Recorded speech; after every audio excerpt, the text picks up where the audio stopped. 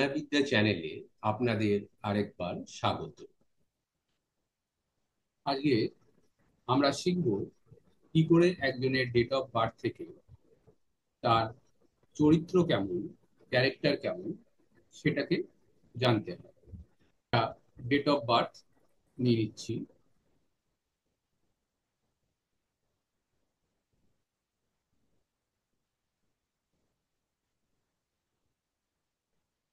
এবার এই date of birth থেকে আমরা বুঝবো কি করে যে এই ব্যক্তি ক্যারেক্টার কিরকম। তাহলে প্রথম যেই দিনকে একজন জন্মগ্রহণ করছে সেইটাকে আমরা তার বার্থডে নাম্বার বা ক্যারেক্টার নাম্বার হিসেবে ধরব। তার মানে বার্থডে নাম্বার বা ক্যারেক্টার নাম্বার,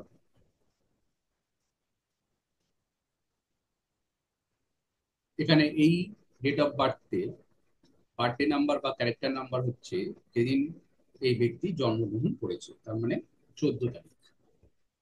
আর 14 1 আর 4 যোগ করে যেটা আসছে 5, এটা হচ্ছে প্ল্যানেট নাম্বার। তার মানে এই ব্যক্তির 14 নাম্বার যেটা, সেইটা তার চরিত্রকে বোঝাচ্ছে। আর 5 কোন গ্রহ দ্বারা এই চরিত্রটা প্রভাবিত সেটাকে বোঝাচ্ছে। নেক্সট আরেকটা যদি আমরা উদাহরণ নিই, তাহলে এই ডেট অফ বার্থের বার্থডে নাম্বার বা ক্যারেক্টার নাম্বার হবে 4 ব্র্যাকেটে 4। তার মানে এখানে 4-এর থেকে আমরা জানতে পারবো তার চরিত্র কিরকম। আর 4 বোঝাচ্ছে কোন গ্রহ দ্বারা এই ডেট অফ বার্থটা প্রভাবিত। আমরা যদি আরেকটা ডেট অফ বার্থ নিই,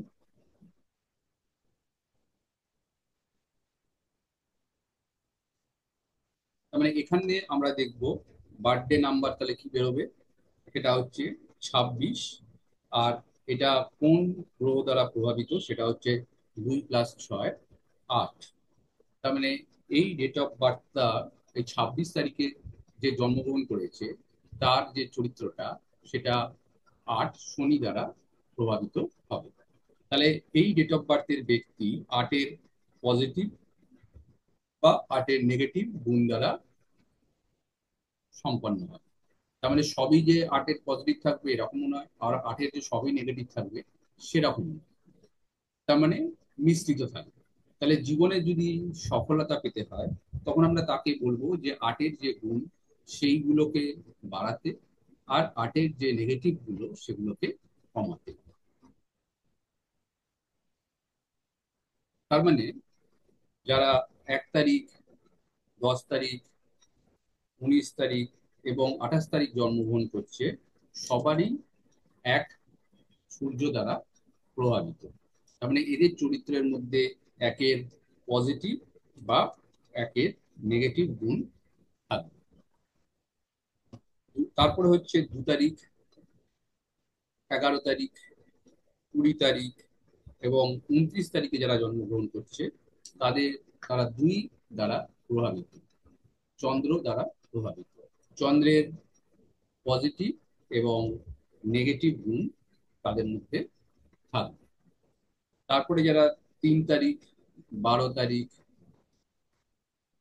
21 তারিখ এবং 30 তারিখ জন্মগ্রহণ করছে তারা সবাই 3 বৃহস্পতি দ্বারা প্রভাবিত থাকবে। বৃহস্পতির পজিটিভ এবং নেগেটিভ গুণ এদের মধ্যে দেখা যাবে। 4, 13, 22 এবং 31 তারিখে যারা জন্মগ্রহণ করবে তারা 4 রাহু দ্বারা প্রভাবিত। রাহুর পজিটিভ বা নেগেটিভ গুণের মিশ্রিত তাদের চরিত্র হবে।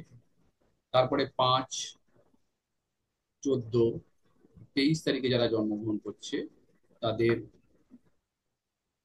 বুধ দ্বারা প্রভাবিত। 5, 5-এর বুধের পজিটিভ বা নেগেটিভ গুণ মিলিয়ে তাদের চরিত্র হবে। 6, 15, 24 তারিখে যারা জন্মগ্রহণ করছে তাদের সবার 6 শুক্র দ্বারা তাদের চরিত্র প্রভাবিত হবে। শুক্রের পজিটিভ বা নেগেটিভ গুণ তাদের মধ্যে বিদ্যমান থাকবে।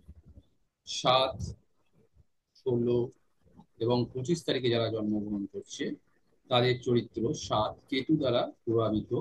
কেতুর পজিটিভ বা নেগেটিভ গুণ তাদের মধ্যে দেখা দেবে। 8, 17, 26 তারিখে যাদের জন্মগ্রহণ তারা সবাই 8 শনি দ্বারা প্রভাবিত। শনির পজিটিভ বা নেগেটিভ গুণ তাদের মধ্যে থাকবে। 9 তারিখ, 18 তারিখ এবং 27 তারিখে যারা জন্মগ্রহণ করছে তারা সবাই 9 দ্বারা প্রভাবিত হবে। মঙ্গল, তার মঙ্গলের পজিটিভ বা নেগেটিভ গুণের প্রভাব তার মধ্যে দেখা যাবে। তার মানে এই 1, 10, 19, 28 সবাই এক সূর্য দ্বারা প্রভাবিত। তার সত্ত্বেও কিন্তু সবার চরিত্র সমান হবে না। কেন এখানে এক, শুধু এক, এখানে একের পরে 0 আছে, এখানে একের সাথে 9 আছে, আবার এখানে 2 এর সাথে 8, তার থেকে 10, তার থেকে আবার 1 তৈরি হচ্ছে। তার মানে এই সবাই সূর্য দ্বারা প্রভাবিত হলেও সবার চরিত্র কিন্তু হুবহু এক হবে না। একই বাদ বাকিগুলোর ক্ষেত্রেও কিন্তু প্রযোজ্য। তার মানে এখানে যে 6 তারিখে জন্মগ্রহণ করেছে, যে 15 তারিখে জন্মগ্রহণ করেছে, যে 24 তারিখে জন্মগ্রহণ করেছে, সবাই শুক্র দ্বারা প্রভাবিত হওয়া সত্ত্বেও 6 এ শুধু শুক্র, আবার 15 এ সূর্য আর বুধের দ্বারা প্রভাবিত, আবার 24 সে চন্দ্র, রাহু, তার সাথে তৈরি হয়েছে শুক্র। তার মানে 24-এর মধ্যে 2-এর গুণ, 4-এর গুণ এবং 6-এর গুণ সম্মিলিত থাকবে। তার মানে এখানে যে 29 তারিখে জন্মগ্রহণ করেছে তার মধ্যে কি থাকবে? 2-এর গুণ থাকবে, 9-এর গুণ থাকবে, তার থেকে মিলিয়ে কি তৈরি হচ্ছে? 11। তার মানে 1-এরও গুণ থাকবে, আবার 11 থেকে হচ্ছে 2।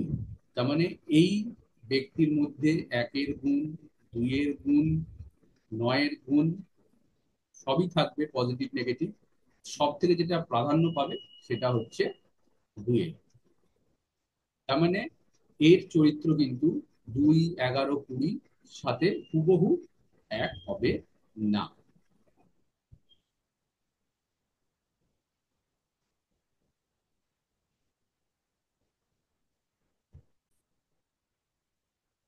তার মানে আমরা যে ম্যানুয়াল প্রোভাইড করি সেই ম্যানুয়ালেতে 1, 2 থেকে শুরু করে 31 অবধি প্রত্যেকটা নাম্বারের চরিত্র কেমন হবে সেটা দেওয়া থাকে, এবং অবশ্যই কোন গ্রহ দ্বারা প্রভাবিত হচ্ছে সেটাও আমরা সেখান থেকে বুঝতে পারি। তার থেকে আমরা এটা বুঝতে পারি যে তার কোন দিকে যাওয়া ভালো, কোন তার মনের অবস্থা কি, সে কি চায় কি চায় না, তার কি ভালো লাগে, তার কি ভালো লাগে না, বা তার সাথে অন্যের ম্যাচ হচ্ছে কি হচ্ছে না, বা তার কি রকম প্রফেশনালে গেলে তার সব থেকে বেশি সেখানে সাফল্য পাওয়ার সম্ভাবনা থাকবে, সেইগুলো আমরা জানতে পারি। তাহলে আপনারাও আপনাদেরটা বার করে দেখুন যে আপনাদের বার্থডে নাম্বার কি আর সেটা কোন গ্রহ দ্বারা প্রভাবিত। নমস্কার।